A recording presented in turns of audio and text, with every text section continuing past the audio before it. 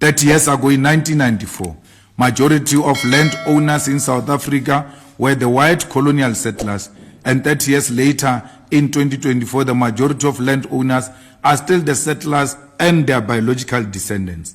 30 years ago in 1994, wealth was concentrated in the hands of a few white rich people, and 30 years later, in 2024, the economy of South Africa is still owned, controlled, and dominated by the very same few rich white people.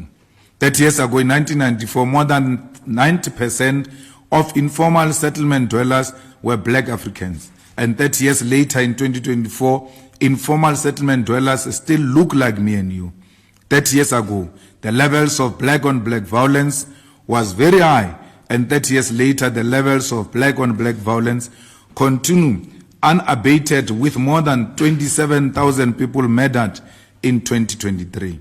This 30 years of so-called democracy has only brought more wealth to the white minority settlers and condemned our people to perpetuate an endless poverty and suffering.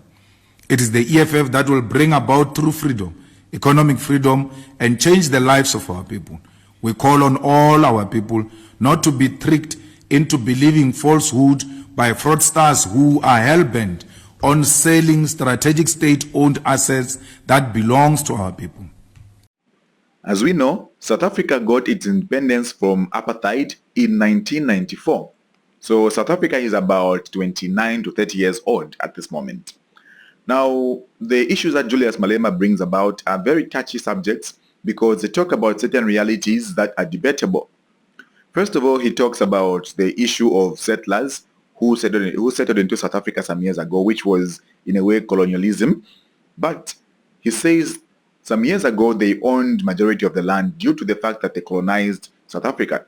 And later on in 2024, they still own the land. So he raises some points that you can debate about to say they could be good points. But again, how does he intend for that land to be brought back? In that case, that brings about an issue of offense, which is not supposed to be the case for anyone in this way. So I see what he's talking about. However, I do not know what he means by this, because once you get down to what he's talking about, you will find out that probably he might mean taking back land by offense, or maybe using some force in a way, which is not supposed to be the case, as we are peaceful beings in Africa. Now, Julius Malema has been known to bring about quotations that seem to be a little bit racist in certain cases, and many times actually that happens, and he's known for that. He's been contesting for elections for quite a while, and for some Africans he's considered to be a Pan-African, and because of that he stands for Africa and he wants Africa for Africa as it is. Now, we have other people on the other side who also look at it to say Africa is a melting pot at the moment, because even though we had settlers who came and settled in Africa, they are part of us in a way. So it's a Republic of Africa in a way where anyone can be free to be whatever they want to be. That's how people look at it in certain cases.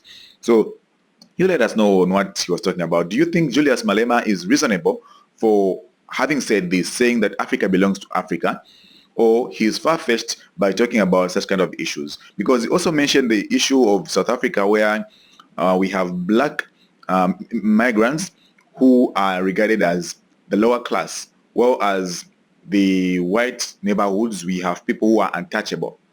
So these are issues that are debatable, and they are gray areas, like I said.